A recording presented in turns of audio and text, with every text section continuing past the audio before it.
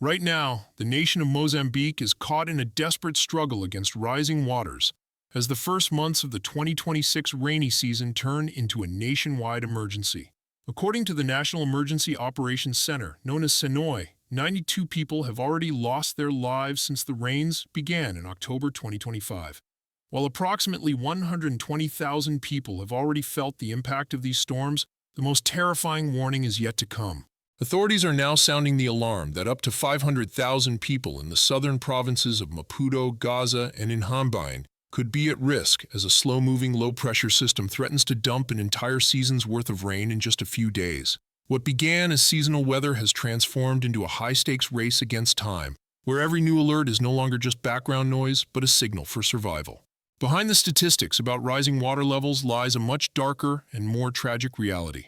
Of the 92 lives lost, the causes of death were as diverse and devastating as the storm itself. Nearly half of those, 49 cases, were the result of unexpected lightning strikes when people were caught in clear skies as storms swept across the plains. Others were swept away by raging waters, buried under collapsed houses, or died from electrocution from broken power lines. But as floodwaters saturated the ground, a new silent killer emerged.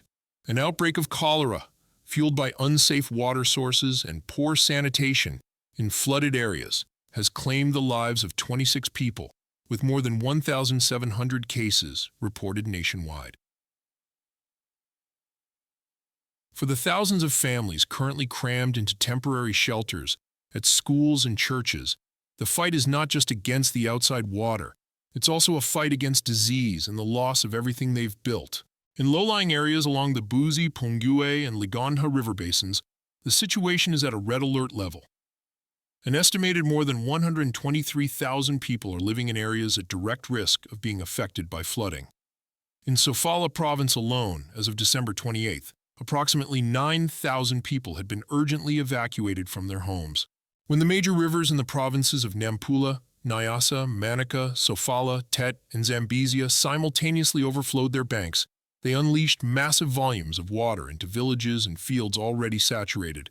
After days of torrential rain, from the end of December to mid-January, the number of people affected surged from 75,000 to over 122,000 across more than 24,000 households. Each new rainstorm in these vulnerable areas adds to the pain and devastation, turning the lives of tens of thousands into an endless struggle for survival as floodwaters relentlessly rise. While the central and northern regions fight to stay above water, an even more terrifying threat is emerging in the south. The National Emergency Operations Center has issued a high-stakes warning for Maputo, Gaza, and Inhambane, where up to 500,000 people are now at extreme risk. Forecasts are predicting a brutal 100 millimeters of rain in a single day, with stalled weather systems potentially dumping as much as 500 millimeters over several days. In a region where the ground is already saturated, this amount of water is a recipe for catastrophic flash floods and landslides. Already, the Inhanab and Mutamba rivers have surged past their danger zones, reaching levels well above the official flood alert thresholds. Families are being urged to move their belongings and escape the lowlands now, as these small, desperate decisions made in the dark of a storm will determine whether this crisis remains a manageable challenge or turns into an unimaginable tragedy. The sheer weight of the water is physically tearing apart the infrastructure that keeps Mozambique running. More than 4,200 homes have been completely destroyed, leaving thousands of families with nothing but the mud beneath their feet, while another 10,000 houses sit submerged in stagnant water. This isn't just a loss of property, it is a collapse of the nation's basic services. At least 462 classrooms across 223 schools have been damaged, effectively halting the education of over 51,000 students. Even healthcare facilities have been hit at the very moment they are needed most to combat the rising tide of disease. Perhaps most devastating is the damage to the nation's pulse, its roads. Over 8,000 kilometers of the road network have been damaged, including a critical breach on the EN1, the country's primary north-south highway. A deep hole carved by the Moa River has left long-distance buses and supply trucks stranded for days on both sides of the break. When these vital arteries are cut, life-saving food, fuel, and medical supplies stop moving. For communities that depend on a single bridge or road to reach a hospital, one washed-out crossing transforms a difficult rainy season into a total and terrifying isolation.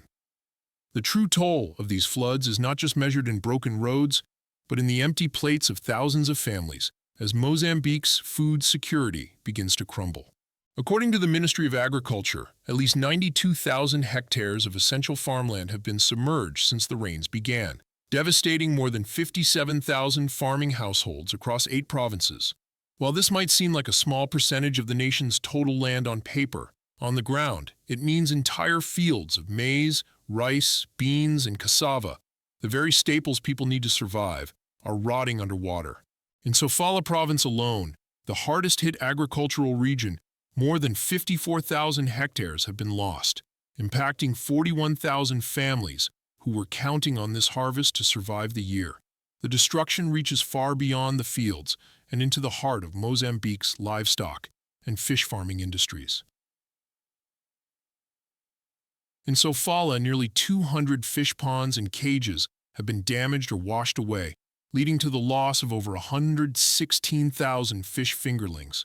At the same time, over 143,000 animals, including cattle, goats, and poultry, are at risk as their production structures are destroyed by the surging water. When these livestock and aquaculture systems fail at the same time crops go underwater, it erodes the final safety net families rely on during hard times.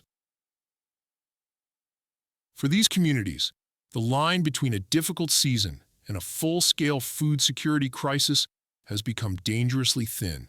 Mozambique is now moving from a phase of waiting into a proactive struggle for survival. On December 28th, the Disaster Risk Management Institute, INGD, officially activated an early action mechanism, signaling a nationwide shift to protect those in the path of the next flood wave.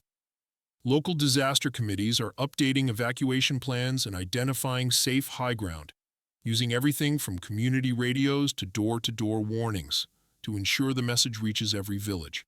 International partners like UN OCHA, the Red Cross, and the IOM are on the ground, managing temporary shelters and providing clean water to prevent the further spread of disease.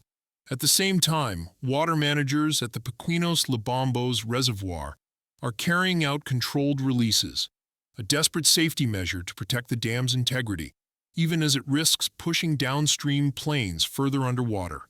The coming weeks will be defined by choices made under extreme pressure. Whether a driver turns back from a flooded bridge, a farmer moves his remaining livestock to higher ground, or a family heeds an early warning will determine the final toll of this season. Mozambique has endured deadly floods before, but the question remains, will these early actions be enough to turn a potential disaster into a managed crisis? If you want clear, fact-based coverage of these natural hazards, subscribe to Disaster Alert Network and turn on notifications.